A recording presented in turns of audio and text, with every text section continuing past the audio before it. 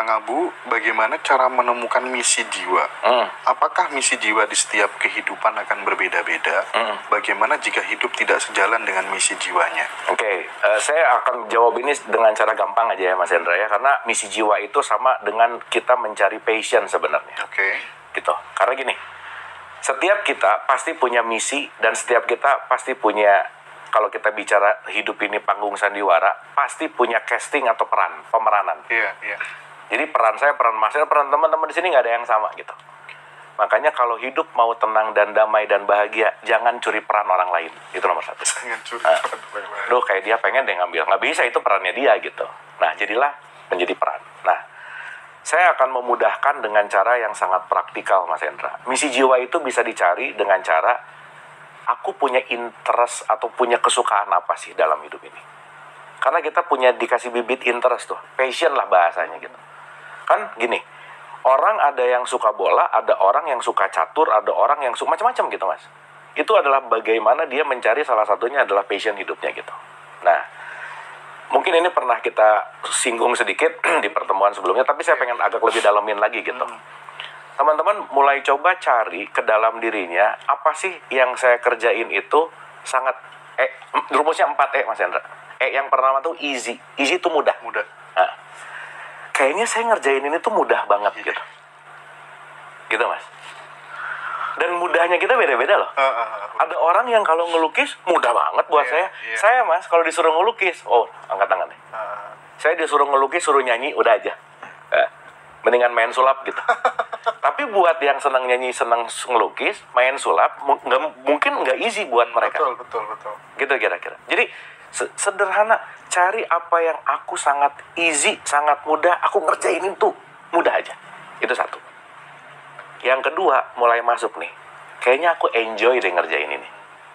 Enjoy itu artinya kan nyaman Mas. Menikmati. Mas Hendra pernah dengar kata passion ya? Iya. Pernah tahu roots kata passion? Passion itu datangnya dari kata patio. Melakukannya berdarah-darah. Kita melakukannya berdarah-darah, menderita. Iya, siap menderita. Siap menderita. Artinya, semenderita gimana pun, saya tetap enjoy. Gitu. Istilahnya, ngerjain sesuatu meskipun gak dibayar, gak apa-apa deh. Iya. Gitu kira-kira. Karena kenapa? Saya enjoy di situ. Easy enjoy. Nah, yang ketiga namanya excellent, Mas. Excellent. Bikinnya bagus. Top gitu ya. Gitu. Dua orang ngukir, tapi karena yang satunya nggak passion, yang satunya passion, ini ukirnya bagus banget. Nah, kalau easy, enjoy, excellent ini menyatu, baru yang keempat nih, earning, menghasilkan. Oke. Maka yang saya selalu cerita bahwa paling enak hidup adalah melakukan hobi yang dibayar, Mas. Temukan hobi dan jadikan itu sebagai pekerjaan. That's it. Oke. Cuman kan nggak seideal langsung bisa nemuin ini kan. Iya. Makanya ya udah, sekarang yang paling mudah sekarang apa? Kerjain dulu, nggak apa-apa sih. Cuman jangan lupakan bahwa kita punya 4E ini gitu kira-kira. Karena Mas, saya banyak banget ketemu orang yang udah belasan tahun jadi dokter. Dia menderita banget sebenarnya. Nggak happy Mas. Meskipun duitnya banyak, tapi nggak fulfill gitu. Nggak happy aja udah. Wah, marah-marah mulu tiap hari. Pokoknya kemarin saya cerita bahwa kalau udah mulai ngantor setiap jam 12 ngelihat jam kapan pulang, udah aja. Itu udah alamat Mas. Iya. Kalau udah hari Jumat, Jumat dan besok libur, happy banget. Itu udah alamat. Kalau udah Sabtu sore lemes karena besoknya mau ngantor, udah alamat lagi gitu. Nah, coba mulai, kalau pakai bahasanya itu adalah penelaahan gitu ya. Self-inquiry itu artinya selidiki lah. Jangan-jangan selama ini kita terpaksa melakukan ini, meskipun kalau dalam kondisi memang hanya ini yang ada dulu, nggak apa-apa sih. Tapi belajarlah untuk menyelidiki. Jangan-jangan banyak potensi yang belum saya gali di dalam karena saya terlalu sibuk mencari sesuatu keluar gitu. Nah, jadi 4E itu tadi sih Mas. Untuk menemukan misi jiwa, hal yang paling mudah yang mungkin saya bisa sharing dengan sederhana dan cepat, kira-kira temukan itu gitu. Luar biasa teman-teman semuanya. Jadi untuk menemukan misi jiwa, 4E tadi. Yang pertama easy, enjoy, excellent, earn. Earn itu mendapatkan. Oke, menghasilkan. Kang Abu, ketika kemudian kita kan sering dengar ya bahwa ketika kemudian anak masih berada di dalam kandungan, itu katanya sudah ada yang namanya MOU dengan Tuhan gitu, sudah ada perjanjian gitu. itu sebenarnya benar apa enggak? Oke, kita bicara benar atau enggak, tapi mungkin dari beberapa perspektif ya Mas ya. Atau benar atau enggak saya juga nggak ingat sih sebenarnya. Tapi kira-kira gini lah Mas, itu tuh sebenarnya kalau di-relate ke Quran tuh ada di surat 7 ayat 172 gitu, bahwa ingatlah ketika kamu di dalam rahim, di perut ibumu gitu ya, itu ada satu klausal di mana kita mengadakan temu muka langsung sama Tuhan dalam tanda petik itu. Nah jadi bahasa gampangnya gini Mas Hendra, ini saya cerita dari segi quote and quote dongengnya dulu aja ya supaya mudah gitu. Dari 300 juta sperma itu dipilih satu. Betul. Jadi katakanlah ada perusahaan mau nge-hire pekerja gitu, dia bikin tuh. Nah berarti kan yang si satu ini harus interview dulu dong sama user gitu, sama yang punyanya gitu, untuk deal-dealan gitu kira-kira. Nah maka ketika deal-dealan di alam rahim itu A sampai Z-nya tuh udah kita omongin tuh. Kamu akan begini, begini, begini, begini. Ya disebut live preview lah gitu. Itulah kira-kira. Nah konon kalau sampai A sampai Z-nya semua checklist dan kita oke, maka dia lahir Mas. Tapi waktu itu ada yang kitanya nggak cocok, keguguran gitu misalnya. Karena ada satu yang nggak mau ke checklist gitu misalnya. Nah jadi singkat cerita dalam perspektif ini, kita terlahir itu sudah mengiyahkan apapun yang akan terjadi gitu. Artinya siap menerima apapun. Meskipun nanti di sini ada free will, ada pilihan, dan itu nanti kita bisa panjang lah ceritanya. Tetapi nanti kita ngerti juga bahwa apa sih kontrak MOU ini? Ini cuma mau berbicara tentang siapapun yang datang ke sini punya peran di sini. Dan semua yang datang ke sini perannya penting, Mas. Jadi jangan pernah, aku tuh cuman tukang sapu gitu. Aku tuh cuman tukang ini. Ya, ini bukan merendahkan ya, dalam tanda petik ya, maaf banget ya. Tapi maksudnya adalah jangan lupa bahwa setiap siapapun punya peran, karena ini udah ada MOU di mana sang sutradara agung ini tahu casting-casting yang terbaik untuk si panggung sandiwara ini, ya inilah pemeran-pemerannya gitu. Nah makanya kenalilah peran itu. Dan ketika kita mengenali peran itu, kita tahu bahwa oh ternyata aku tuh, yang tadi misi jiwa tadi, aku tuh ternyata hidup untuk ini gitu. Misi jiwaku tuh ini gitu. Dan itu nanti berjenjang Mas Hendra, bertahap gitu. Aku dulu waktu nemuin passionku di musik, aku musik tuh. Tapi ternyata, oke, kayaknya pindah ke sulap gitu. Tapi kayaknya, pindah ke dialog positif gitu. Dicari benang merahnya, saya tuh senang mengentertain, senang ngebuat orang happy, senang macam-macam tuh di situ gitu. Nah, ternyata dari ini semua, si semesta lagi mempersiapkan saya gitu. Saya bisa tahu gimana cara broadcasting, saya bisa ngomong, saya gimana untuk belajar audience management, bagaimana memanage, dan akhirnya saya mendapatkan itu setelah terdidik di sini. Oh ternyata PR-nya sekarang gini gitu loh Mas Hendra. Karena di sini udah dipersiapkan nih, diplanting lah bahasanya gitu, dipupuk lah gitu kira-kira. Jadi ya sekarang saya bisa ngerti banyak hal karena ya saya belajar public speaking, saya belajar audience management tadi gitu, saya belajar ina itu seterusnya. Ternyata untuk sekarang di sini ketemu Mas Hendra gitu, gitu Mas. Kira-kira. Sehingga akhirnya kemudian bisa mengambil sebuah konklusi, inilah jalan dharma saya. Oke. Dan itu butuh tetesan keringat, bahkan tetesan air mata. Ngeri ya Pak. Maka Anda berbuat, Anda bekerja Mas. Ini buat saya berbuat. Sulap buat saya bekerja. Oke. Gitu. Kalau bekerja, kita ngomongin kontrak nih.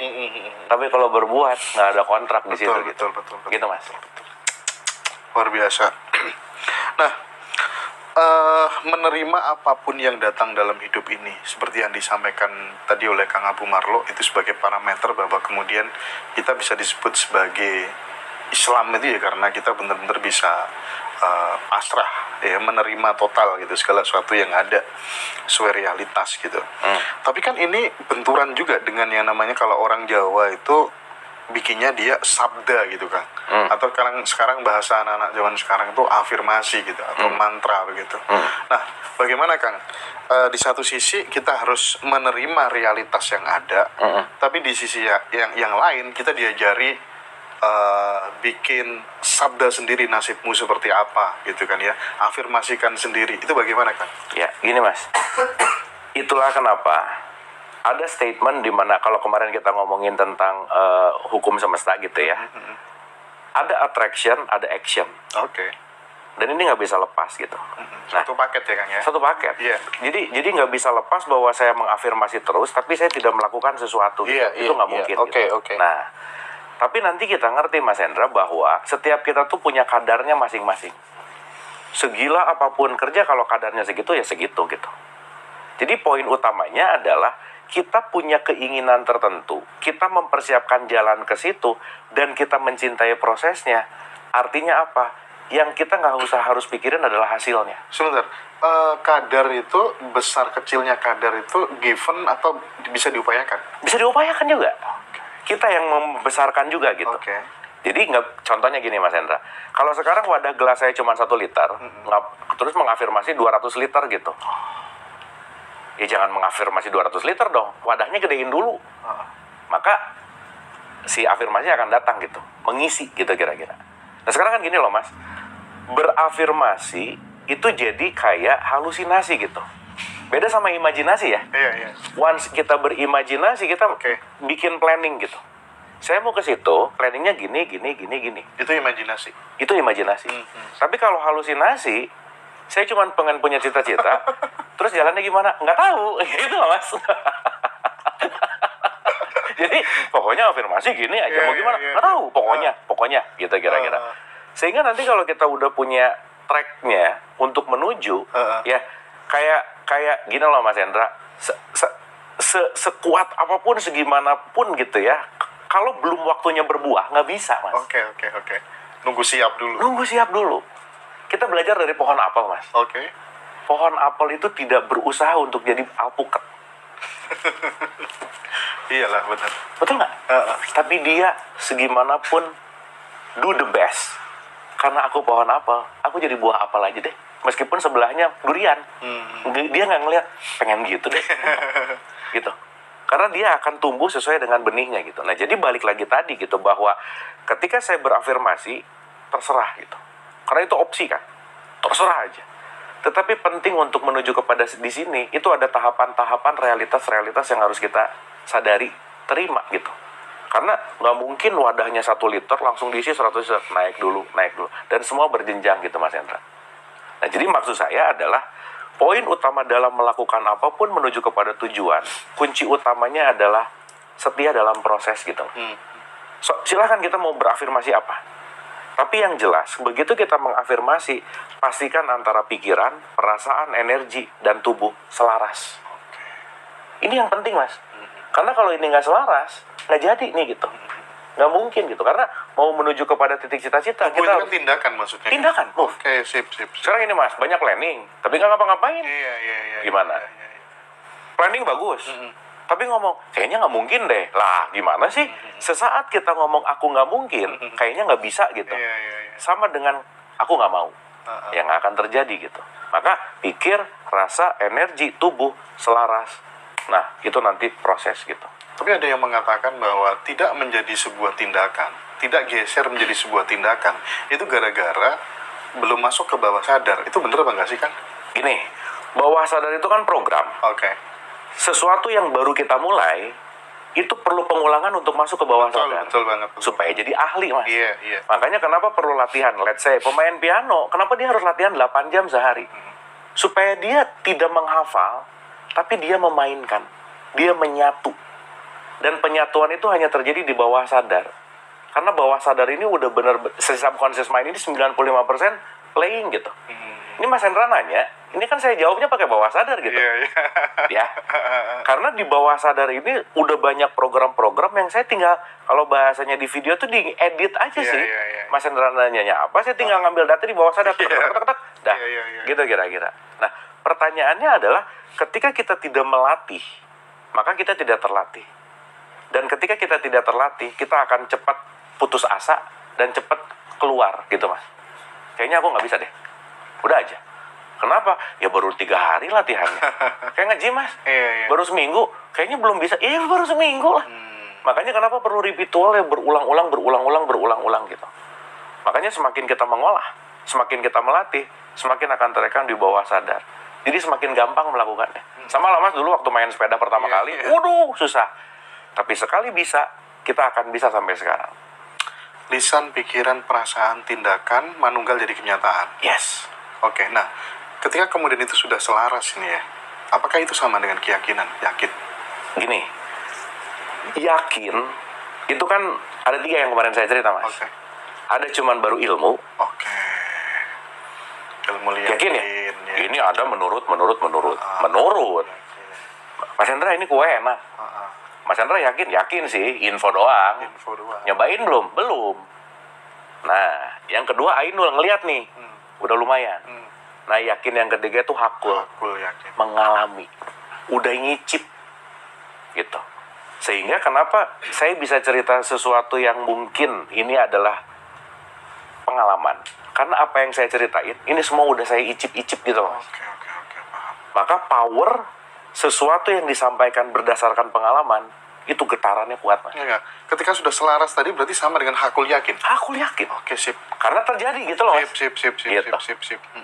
Masuknya ke situ gitu. Nah, aku tertarik ketika Kang Albu tadi bicara soal wadah gitu. Ada nggak tips supaya kemudian kita bisa membesarkan wadah kita gitu? Oke, membesarkan wadah artinya apa? Tidak terlalu fokus pada hasil. Tidak terlalu fokus pada hasil, menikmati proses. Menikmati proses. Contoh, Mas.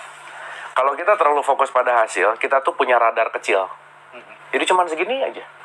Lupa bahwa radar kita tuh tidak terbatas. Duh, pokoknya pengen 100 deh.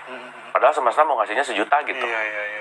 Ya bukan berarti nggak boleh punya target, bukan Iya, sih. iya. Tetapi begitu kita based on goals gitu ya, dalam artian kita lihat pokoknya hasilnya gini, kita udah membatasi sebenarnya. Nah, tapi kalau kita dalam proses dan menikmati prosesnya, nah pelan-pelan ini nggak jadi terlalu penting, maka mau jadi mau nggak ya udah gitu ya misalnya. Tapi sekali lagi ya, kan saya selalu ulang, maaf ini agak kasar Mas Hendra, beda tipis antara ikhlas, sabar, dan tolol, Mas Hendra. Ini beda tipis nih. Aku sabar aja, nggak sih tolol aja sih gitu ya. Nah, artinya orang bicara bahwa saya melakukan pekerjaan sebaik-baiknya, hasilnya saya ikhlaskan. Sering dengar gitu nggak? Iya. Yang terbaik tuh sebelum mulai udah ikhlasin aja sih gitu. Dari prosesnya aja udah diikhlasin gitu. Nah, semakin kita mencintai proses, semakin wadahnya akan luas gitu. Semakin akan luas lagi.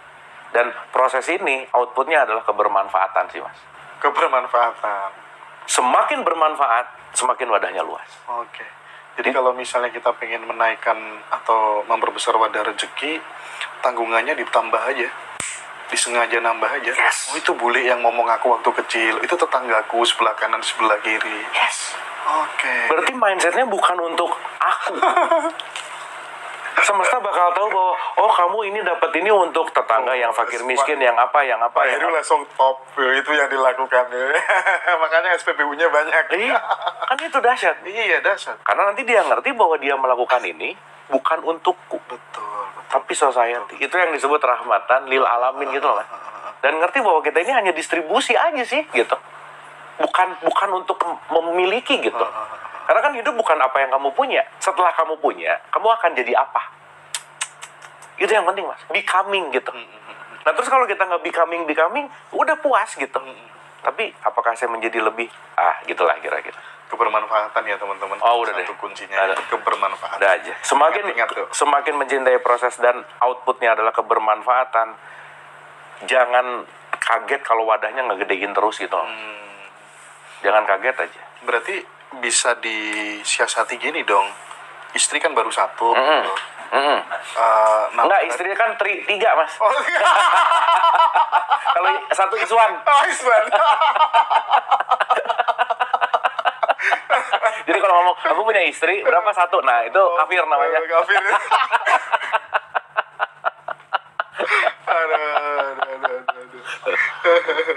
Itu bisa dijadiin alasan sih buat istri. Boleh. Kenapa nikah lagi mau memperbesar wadah? Parah. Oke. Gini. Apa tuh namanya? Sebentar lagi kan kita puasa kan? Ya kan? Masuk bulan Ramadan gitu. Ya. Secara hakikat gitu. Kenapa sih kemudian orang harus berpuasa? Ya. Secara hakikat ya. Oke. Gini, Mas.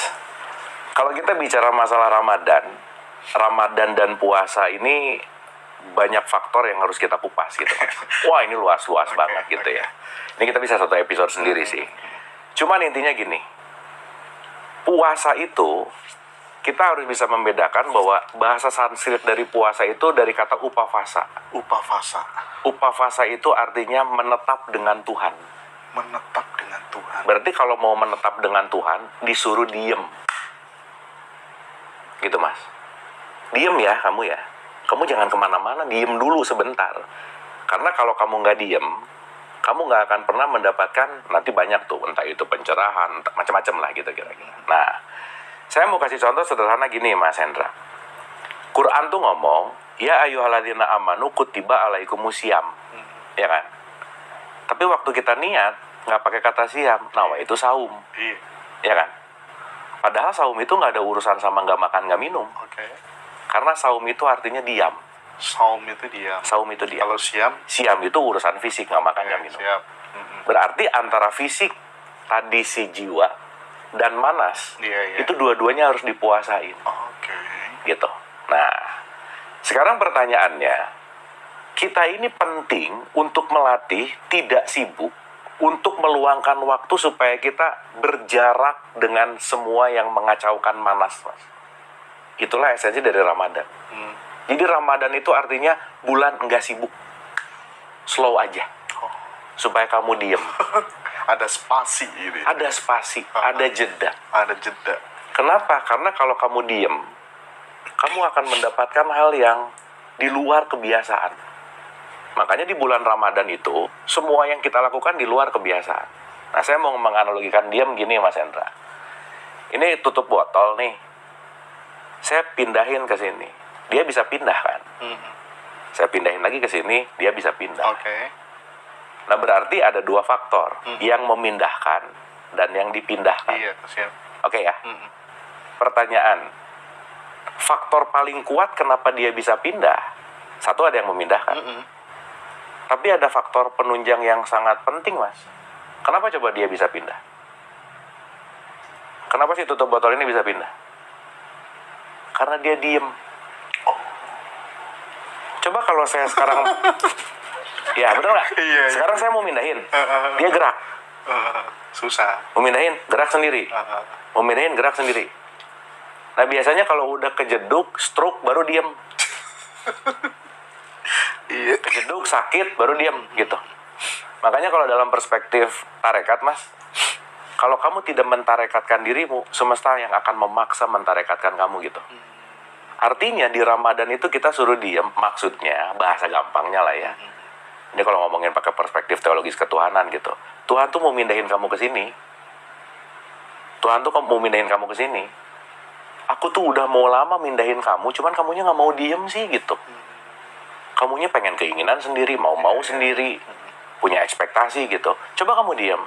Dan ketika kamu diem dan berserah hanya kepada aku yang menggerakkanmu, maka aku akan menggerakkan ke tempat yang lebih baik. Misalkan gitu, Mas. Nah, Ramadan itu supaya kita yang asal diam aja. Oke. Karena dalam diam, kita akan diperjalankan. Nah, diperjalankan itulah nanti bahasanya. Kenapa di Ramadan ada nuzulul Quran? Ada Lailatul Qadar. Wah, itu luas banget sih, Mas Hendra. Nah, jadi intinya, bulan Ramadan itu bulan menghening. Bulan Ramadan itu bulan gak sibuk. Ya justru jadi paradoks ya. Kita malah makin sibuk di bulan Ramadan ya. Dengan semua kegiatannya. Betul. Makanya kenapa di situ ada tarawih, Mas. Tarawih itu rehat. Untuk diam juga. Kenapa ada sahur-sahur itu untuk bangun lebih pagi, kontemplasi gitu. Nah, jadi inti dari puasa tuh bukan hanya gak makan, gak minum, tetapi juga bagaimana membuat si manas tadi, si jiwa tadi, diem. Diem di mana dia nanti selaras gitu pelan-pelan. Nah, jadi jangan hanya nggak makan, nggak minum, tapi poinnya juga bagaimana pikiran, perasaan, emosinya juga dilatih untuk stabil dan untuk tidak terlalu sibuk sih.